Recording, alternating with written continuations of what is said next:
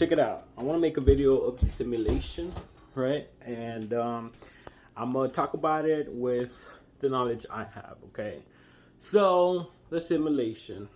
Back then, I used to think it wasn't real, but now I do, right? But it's not solely like a video game. So check it out. If you break down the atoms all the way to you can't no more, you end up with something that is holding them together that's basically invisible. Basically, there's nothing there, but something is holding it together. I don't know what the hell that is, okay? So, so that means there's something holding everything together. But we're basically empty space. Yet we could feel and everything seems solid, but technically it's not, right? And like a video game, that those characters, they could die in the video game. They have a life in the video game, so it's basically the same thing with us, right? But this is where you have to combine the science and spirituality together, right? Me myself, I've had experiences of like seeing two ghosts when I was young. And a ghost is basically, it's whatever you want to call it. It's something from elsewhere popping into our reality, which means there is elsewhere. You get me? So when my mom gave birth to me, her soul ripped out of her body, and she could still think exactly like she was in her body, which means this whole thing is just an avatar, right? And our soul is what's keeping our mind. I mean, our soul is what keeps our thoughts and experiences and everything. But our brain and all this is required to have the soul inside and function properly, right? So that is a simulation. This is like a game in a way, where we could die here. We're here to experience for a couple of years, and then once the body dies, our soul leaves elsewhere. Where that is, I have my theories, but let's not get into that right now. So, so this right here, we're all empty space, though we feel like we're solid, right? And everything we're seeing is being perceived through our eyes, right? And our brain is telling us what to see or whatever. But our soul is trapped inside, or we chose to come here and experience this life. So we're living in a world where everything is made out of empty space that feels solid, and everything's being held together. And there's science within this world, right? So basically, there's like two worlds: the spiritual world and this world we call the real world, which is basically the simulation. And I think it's cool once you understand this, right? Because a lot of people believe that if we could figure out, because if it is a simulation, that means there's like a code, right? The way they make video games and stuff. And if you could hack the code, you could figure out how we're all made and how we could edit.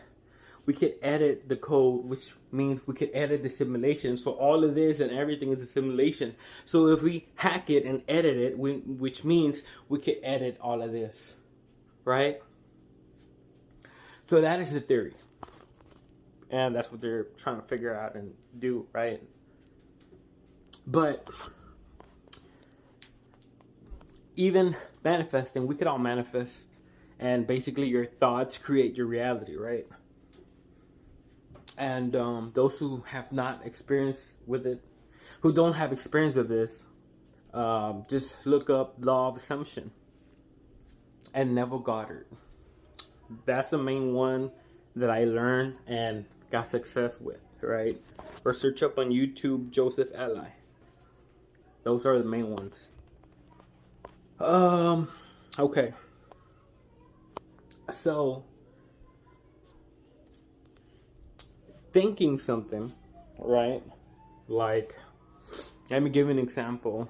I um I had thought I wanted to manifest Barney, right? Like the image or whatever of it, just to practice manifesting.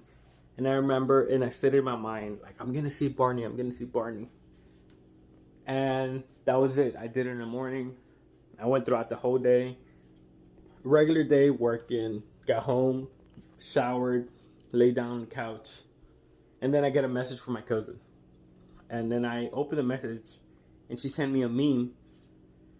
And it said like, 90s kids will remember these blankets, and these blankets smelled like pee, right? Because everybody used to pee on the blankets because they were for like young kids.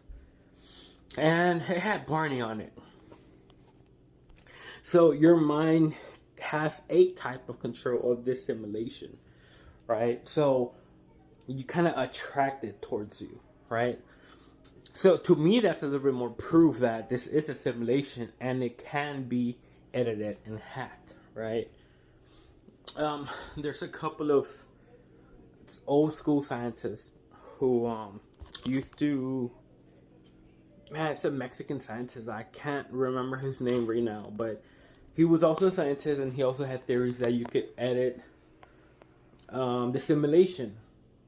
But he had experiences where he used to be with a, what are those people who heal people?